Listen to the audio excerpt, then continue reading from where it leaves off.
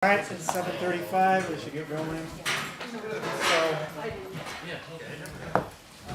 this meeting to order, the Jamestown City Council, June 5th work session, called to order. Clerk, please call the roll. Councilmember Shelton. Here. Brackman. Here. Aruba. Here. Reynolds. Present. Faulkner. Here. Russell. Here. DeVersa. Here. Eklund. Here. And President Gill. Here. At this time, give the public an opportunity to speak. If you'd like to address the council, please list your name and address and limit your remarks to 5 minutes. Anybody like to address the council? Hello. Melissa Paternetti, 346 Faulkner Street. I'm excited to come here tonight and tell you all and invite you all to Dow Park on Saturday morning at 9 a.m. to dedicate and donate the bench and the picnic table to the city of Jamestown in memory of Lexi Hugan. Amen, that's wonderful. Thank you. Thank you. Wow. Thank you. I couldn't have done it without everybody's, participation, especially the community that came out and donated and made this possible. So we'll be, the one thing that Sarah really emphasized was that Lexi really would have liked this to be held on Pride. And it just happens that it's not on the schedule, but it will kind of kick off Pride. So myself being there and being able to do this for the city of Jamestown and the parents of Lexi Hugan is just astronomical. I couldn't have planned this better. I mean, it started as an idea on an index card and has come to fruition within 6 months, less than 6 months, and it just gives me chills up the back of my head. And also, so you're all welcome to come. The public is welcome to come. I hope that we have a good turnout. And then just on another note, I would like to thank Randy DeVersa. Saturday morning after breakfast, he came and helped my friend get a fox out of her basement that was stuck in the wall, that was being ignored by a landlord. So thank you, Randy. He got an email and asked me about it. I sent him a picture and he was on it. So I appreciate that, and thank you. Thank you. Thank you.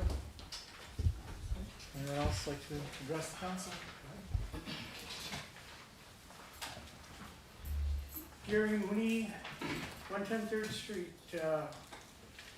I just completed a testimony before the Public Safety Committee, and I understand that the police department is unable to assist me in mediation with a conflict I'm having with a local business owner who is openly defaming my character in a trespass warning. As far as I know, he has not officially charged me with trespass as yet. I have this thoroughly documented with the mayor's office that no such charges have been passed. I have presented this to the clerk of council to distribute amongst you. This is a letter I wrote to the owner of the labyrinth right after he made his warning. I would ask that this council be aware of my situation, that I consider myself falsely slandered by this individual, and this is a public record. Thank you very much. Thank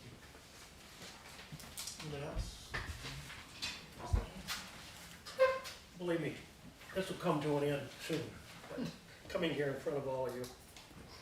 But I do appreciate the opportunity. Name and address. 225 Bowen Street, Jamestown, New York, 45 years.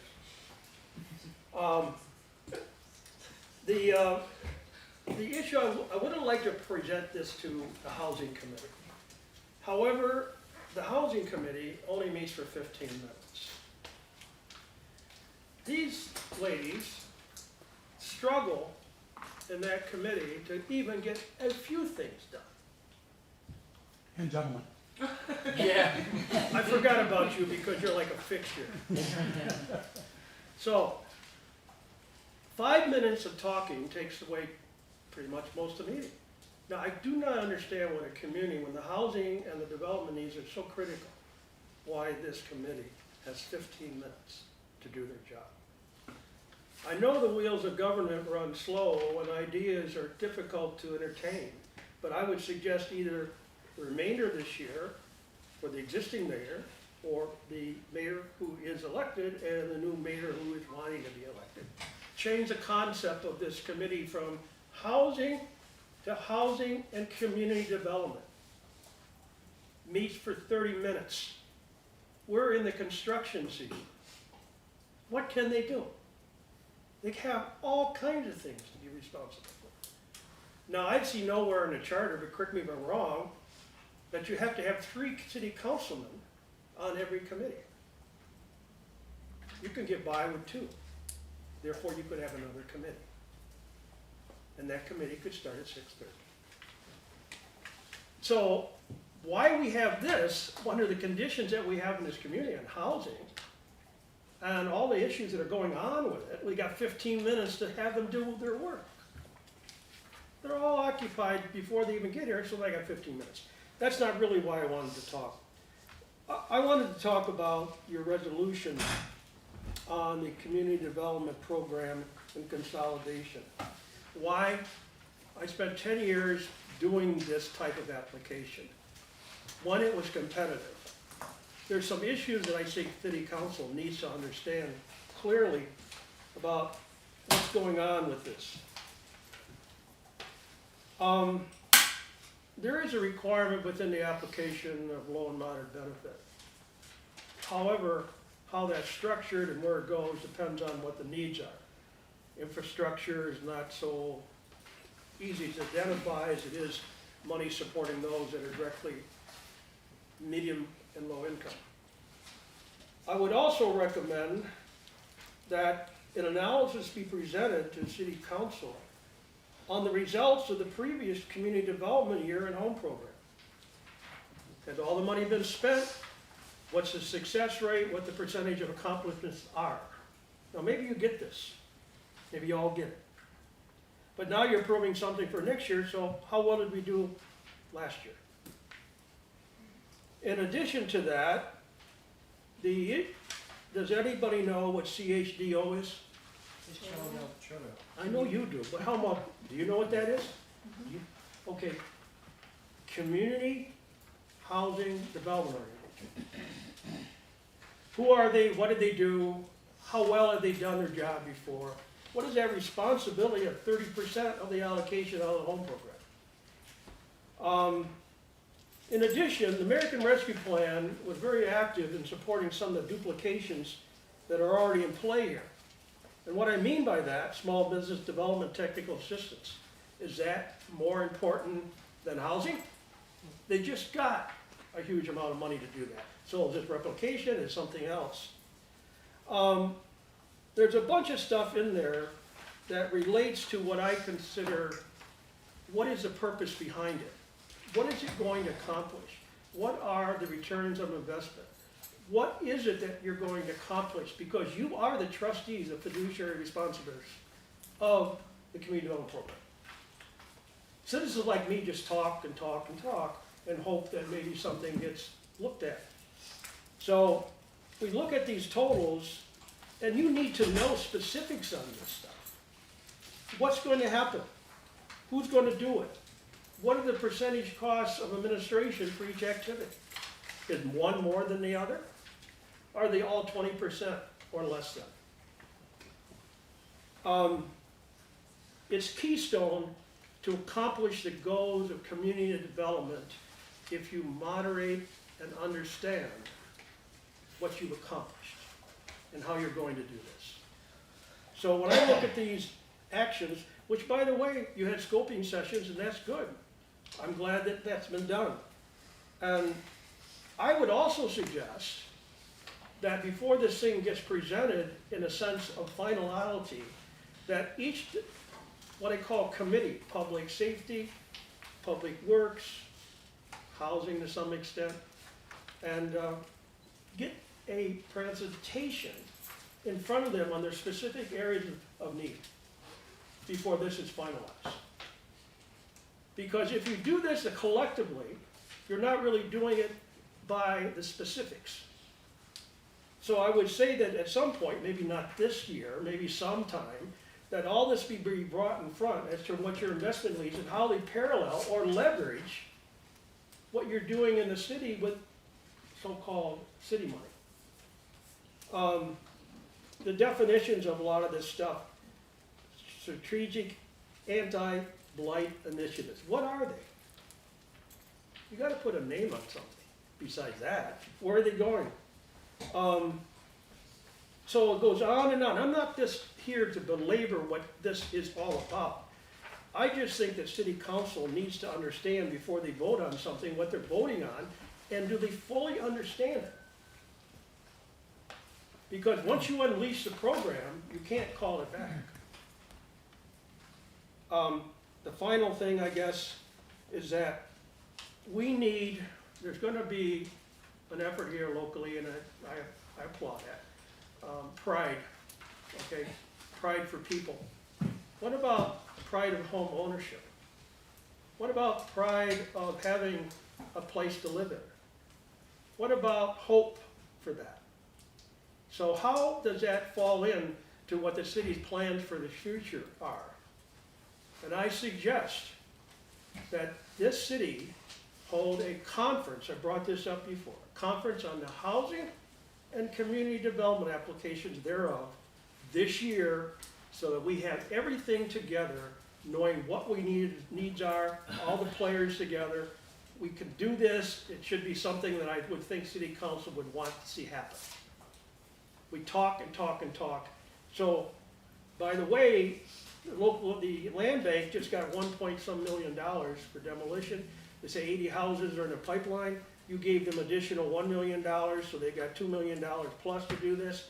How many of those houses are on track in Jamestown? You got some money for demolition here. What's the schedule? What's the renewal plan for these lots when they're demoed? When is this gonna happen? How many can we expect to take place this year? Thank you. Anybody else? Just a brief comment about the housing committee, just so everybody knows that there's nothing set in stone that it has to be 15 minutes. Housing committee was created back in the early 2000s by a former councilwoman who pushed for it.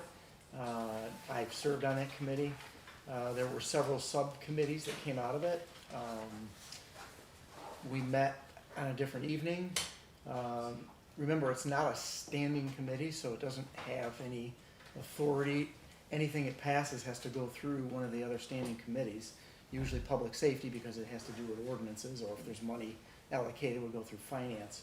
So I guess the bottom line is it's flexible in terms of the scheduling, the meeting, and the scope of what they deal with. Again, it was created about a little over 20 years ago, maybe, with Councilwoman Bloomquist's push on that. And we decided that with the issues of housing and neighborhoods, that we would go into that. It dealt with some issues of landlords and tenant and landlord licensing, and so there's been a lot of things, and there's nothing says it cannot be reinvented, changed, different day, different time, different. Can I comment? Sure. I talked to Leanne, and we have a schedule, and there is one meeting a month that will meet half an hour, I guarantee it.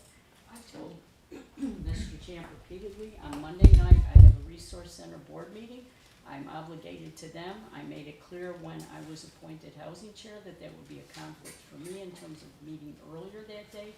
We have the schedule set up until the budget hearings, because then we have to usually meet earlier than that, and I felt like I could not commit to say, staff also have families that need to have a break to go home and do something. The earlier I have my meeting means that they have to report earlier. So in consideration, we do one meeting that's 15 minutes. When we used to meet with housing and public safety together, we met for 15 minutes for housing, and then we met the rest of the time for public safety, because it was the same 3 members. So I've got the schedule set. As long as it's not the first Monday that the Resource Center board meeting meets, I have a half hour set aside. I'm available for questions anytime. I return calls if people have questions or concerns. I also work full-time like some of the other council members, so my time is limited. I try to do what I can. If there's an issue with that, then, consider that in terms of appointing the chairs. Can I follow up on that, please? This is not an indictment on anybody who can't be where we would want to be. I would suggest you have this housing and community development set at 7 o'clock.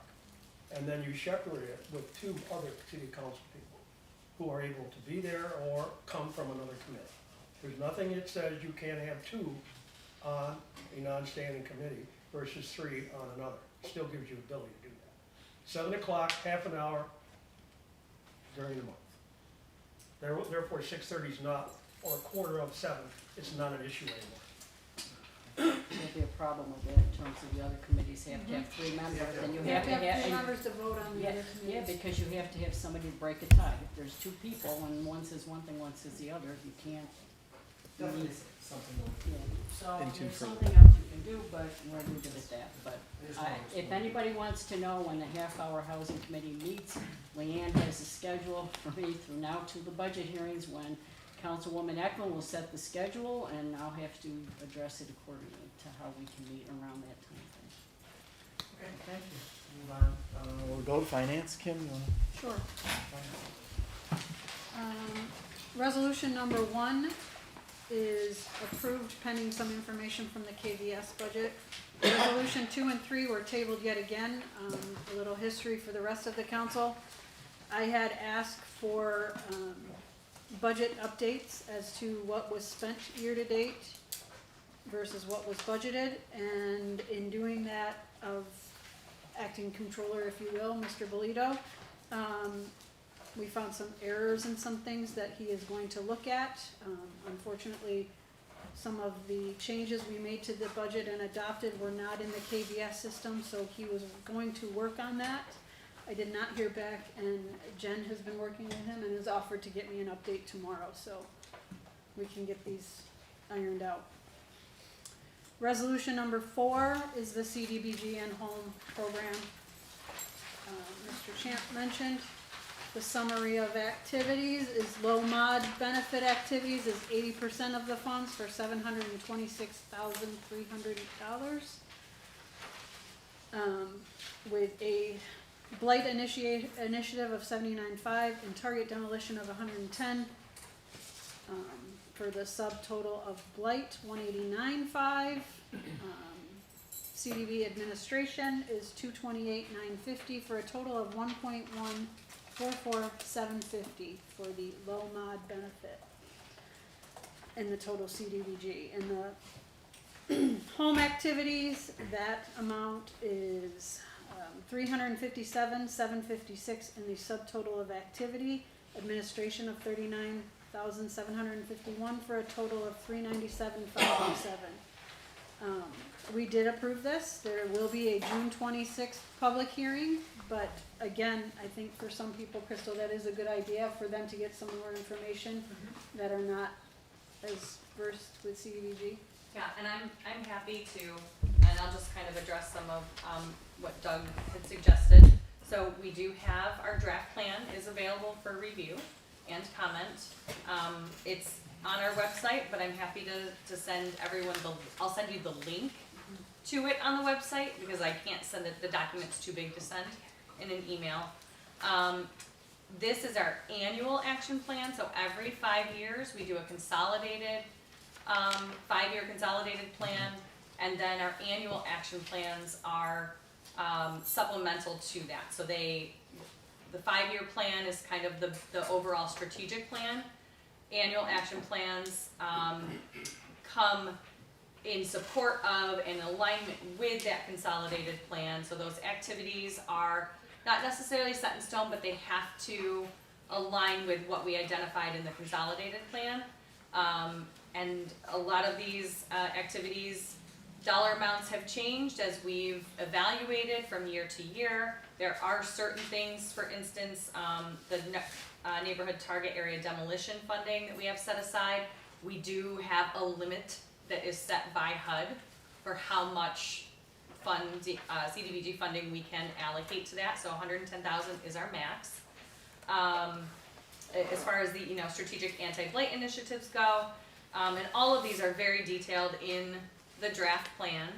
and have been identified, and all of those kinds of measurables have been set. So when we did the consolidated plan, that's all in there, as well as in subsequent annual action plans. So the anti-blight initiatives are our hands-on neighborhoods, our if we have to go and mow someone's yard, or we get an order to clean up junk and debris, or there are things like that, we can use that funding for those things. And then we have had the amnesty days for the past couple of years. We'll do that again this year. So large bulk item amnesty, as well as electronics recycling, and then this year we're actually going to introduce tires as well. So that's what that line assists with. So happy to answer any questions that you may have between now and the public hearing. We can talk about it next week if you have questions next week as well. But you all know how to find me, and I'll make sure I get you the link so that you can dig into that a little bit more. Since you mentioned it, I guess, talking about getting rid of or disposing, this Saturday, the 10th, Cummins will have their community recycling day, and they will take tires, they will take electronics, they will take paint, they will take a number of items. If you get out to Cummins, it starts at 9 a.m. I think it runs till 12:30 or 1 p.m. So it's a good way, they usually are overwhelmed, but it's a good way to get rid of things that you can't dispose of otherwise, and do it in a better manner than sending it to the landfill, so. And we'll do 2 amnesty days along with an additional day for tires. And we're looking at potentially being able to do 3, but that's yet to be determined. And dates are forthcoming. We have to coordinate that with the Parks Department.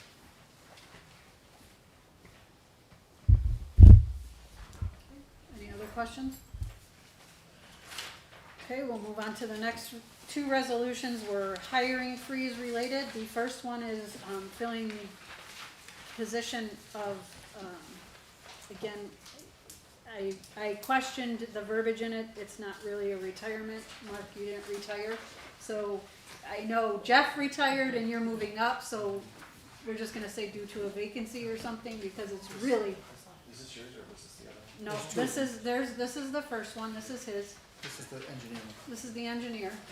So both those positions are budgeted, it's just the verbiage on it, and that was fine. I recognize that there was 2, but there's another engineer retiring, but we'll. We haven't You're seen fine. that one. Yeah. This one was Okay. marked.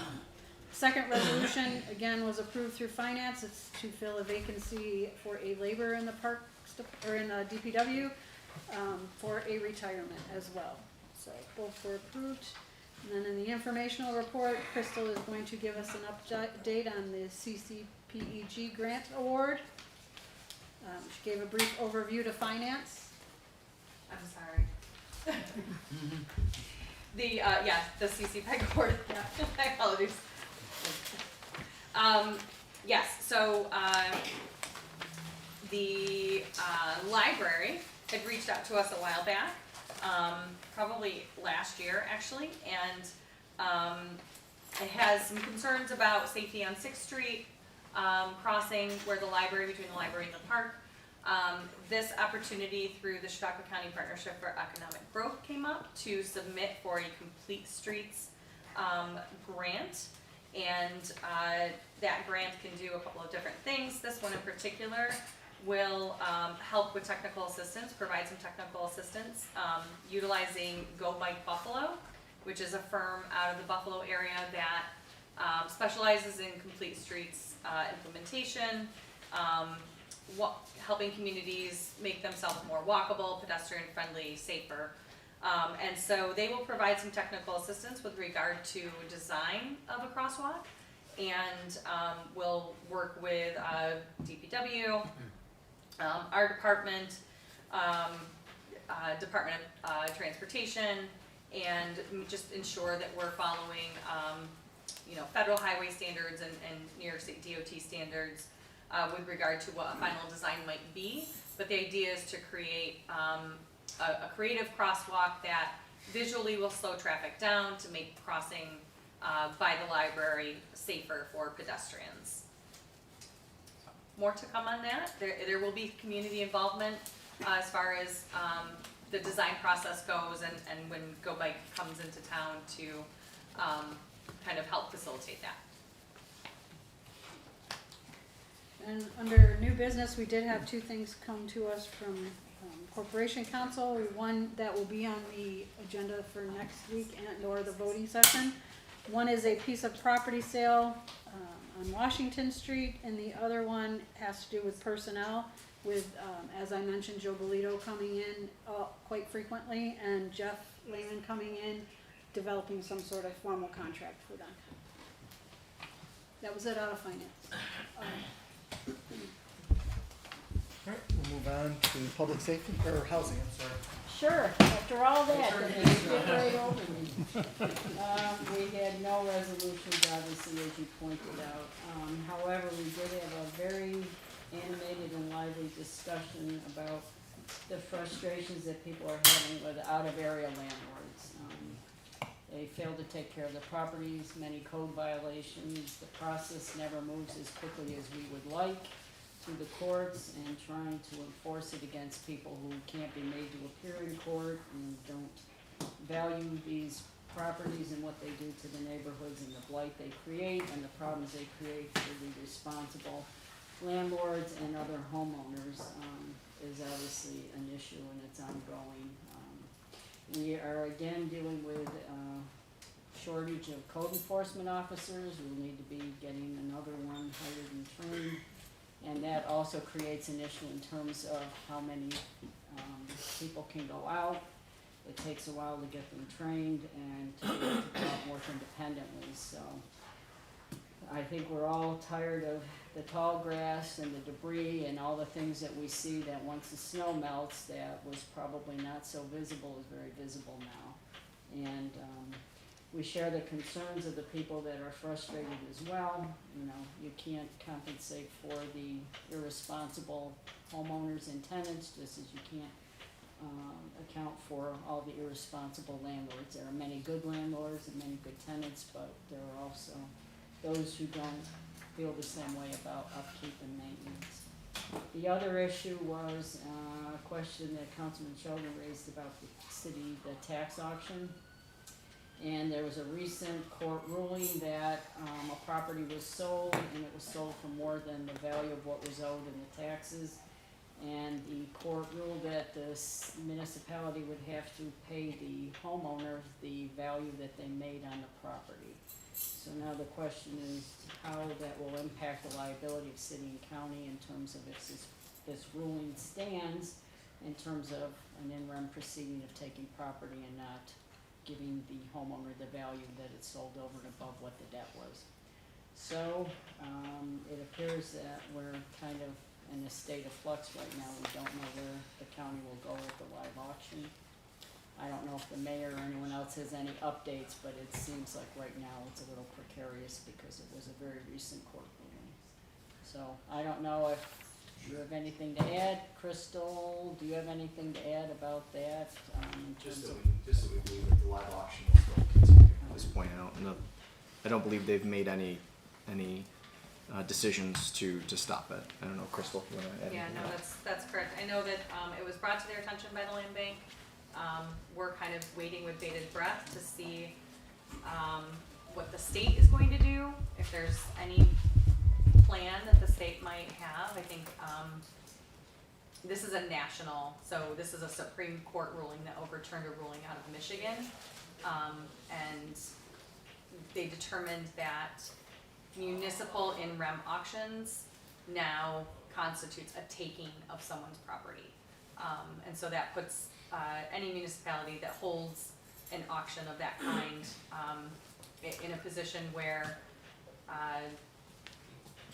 until we have a plan, we're hesitant to move forward with pulling any properties because we don't want to end up putting the city in a position where we may end up having to pay and reward an absentee landlord who just allowed their property to go to auction and pay them the difference for something that they have continuously neglected. So We are looking into the possibility of properties that we would pull for demolition purposes. If we legally can count the cost of the demolition against what the value of the property would be, and then bill that back to that landlord, which is what we typically try to do anyway, but we want to make sure that constitutionally this does not, you know, that it will uphold in court should somebody file a claim against that. So lots of things. It really it's kind of puts a damper on some plans, but we'll just make sure we do our due diligence, and we have a lot of properties that we pulled from the auction last year that we are working through what those strategic plans are and the demolitions of those, and so we have enough to keep us busy, but the idea of having to hold on a whole year's worth of auction properties is it's pretty scary.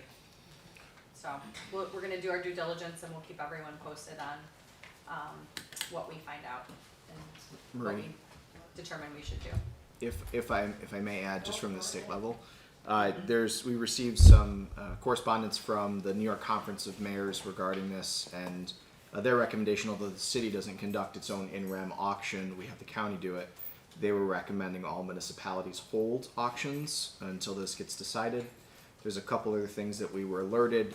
One, the state may look at a temporary moratorium for any counties that aren't in compliance with this decision already, counties or municipalities. We don't know if that will happen yet. Obviously, the legislature is still in session, so we're waiting to see. There are also several bills that would bring the state into compliance with that decision that are still being voted on, worked through the legislature. So we don't know what's going to happen. As mentioned, there might be a state temporary moratorium while they figure this out, or it could be that the various bills that would bring us in compliance with it statewide are still moving through the process. I have a question about what makes up the debt. Is it solely property tax? Can liens or fines be added to that debt to increase that amount? I would like to say that's an easy question, but it gets complicated. The agreement with the county is that they take our taxes, and they typically don't, besides a few other things, they don't usually take anything else. So if we were to put grass cutting or things like that on the tax bill, they would not reimburse us for those items and then try to recoup them.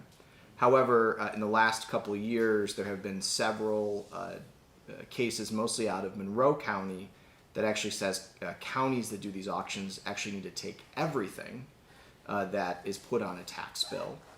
But that's not in the actual agreement that we have with the county. So there's been some question over whether that is going to end up happening or not. And I think adding this just complicates it even further. Some communities will put everything on the tax bill and try to recoup it, and some it's just the taxes and maybe the water bill or something else that is tied to that property. So, sorry for the long-winded, very complicated answer. It's just going to slow the process. It does. Yeah. And it's gonna complicate it. So for those people who have no patience, it's gonna just make it longer and more drawn out. But you gotta follow the law. And that was pretty much it. Move on to public safety, Brent. I think it was present. We had no resolutions. We did have several special events. The first is the Wednesday night Get Down, to be held each Wednesday from June to October at McCray Point Park from 6:30 until 11 p.m. This time includes set up and tear down. And this is going to be sponsored by the Lunar Pyros. We did have a representative meet with us last month about this, and that was approved. The second is the Jamestown Public Market and Pride Market, to be held each Saturday beginning June 10th until October 28th, from 8 a.m. until 3 p.m. The time also includes setup and tear down. And just with the Pride Market, the block between North Main and Pine Street will be blocked off, as well as from North Main to Cherry Street. And that was approved. We had one block party application, Irvine Place, held July 15th with a rain date of August 12th, from 11:30 a.m. until 6 p.m. on Irvine Place and Hillside Terrace at North Main Street to Kingsbury. This is part of the Renaissance Block Grant area, where quite a few signs go up at different properties. And it's a first-time event that was approved. We did have an amendment to the Juneteenth Funk Fest on Friday, June 16th, between 6 and 10 p.m. They were now requesting that North Main Street be closed between 3rd and 4th Street, just to add a little more safety for people who might be crossing the street, parking there. That was approved. And we did have a report from the police chief about our new quality of life or nuisance officer. In his first week of enforcing the codes, he had cited 10 people for noise complaints. I think 3 were for dwellings, 7 were for vehicles, 3 loud exhaust, 3 fireworks complaints, 1 warrant was served, and also 1 person was cited for littering out of a vehicle. So we're encouraged by that, and talked about some other things that they can enforce as well, and look forward to seeing more people comply with the codes. Deputy Chief Coons stated that the new ambulance has gone out to bid. The bids will be open next Wednesday, and we are hopeful to get a new ambulance in service here within 2 to 6 months after the purchase has been made. And that was all. Just to piggyback off the nuisance officer report, I just wanted to commend the officer today for responding to, I copied on an email train that he responded to a complaint in a very nice and professional manner and addressed the situation. And it was good to see him respond immediately back to the constituents. So again, it looks like it's going to be an effective tool. And I just want to commend the chief and the officer and the police department for following through on these quality of life issues that we have every year in the spring and throughout the summer and fall, and nice weather, the fireworks and the noise and the music and so forth. So hopefully we can make a difference over the next several months and tamp some of it down. Can I Thanks. ask, are these coming directly from people calling and filing a complaint, or are these that he or she is driving around the city and just happen to be in the right place? Okay. Because we've had unusually a lot of fireworks again over Memorial Day weekend and into like days before and days after. So. He's been pretty successful on finding them. Now, I appreciate it because we have some veterans in that area, and it is very unpleasant for them to have that popping noise. So anything they can do to crack down on that is very much appreciated, so thank you. Move on to Public Works, Randy. Thank you, Mr. President. We had 2 resolutions, and they were on the to lift the hiring freeze for the engineer and for the labor position in the Public Works, and both of those were approved. And along with finance, we had a little discussion on the DOT paving Washington Street. There's been some constituents that that talked to me about some growing pains with the routing of traffic from the side streets, so-called side streets, but they're actually state roads. But about some tractor trailers having a little bit of trouble, but it's something that we just have to bear with them right now. They did a beautiful job by paving it all in one day. And I went down, checked it out. They really moved along very, very fast. And they're going to be doing the rebates to the approaches to Washington Street over the next few days. So there still could be some more inconvenience. We don't anticipate it being that bad. But it looks nice. They started to do a little striping down through the center, and so hope all is well. But other than that, we knew this day was coming, and we'll get through it one way or another. Another issue that we had was with the Public Works Garage on Washington Street. As far as to date, it is coming in over budget, and to get an explanation and the numbers, we're going to try to get Jeff Lehman to come next week, who's working on the project as a project engineer. So just the quick number is, it was allotted to the budget was 2.8 million, and we are already at 3.9 million 40,000. So it's going to be something that we'll have to deal with at some point. But there's also an anticipated grant for 1 million that is going to help a lot. So we did go through that a little bit. We hope to have Jeff come next week. And other than that, we had a couple problem spots with some roads that Mark is going to address with the BPU. They've got to coordinate with them. But other than that, that would be it from us. Randy, can I just add on to that? Mm-hmm. 2.8 was not a budgeted number. That's just how much we borrowed in order to pay for what the work that was done. I don't have I will pull the original amount that we looked at for the creation of that building. To make a new building on Crescent Street was going to be significantly more. And so we'll get you those exact numbers, but the 2.8 was just what we pulled to pay for expenses. So we try to be very conservative and not pull the whole amount.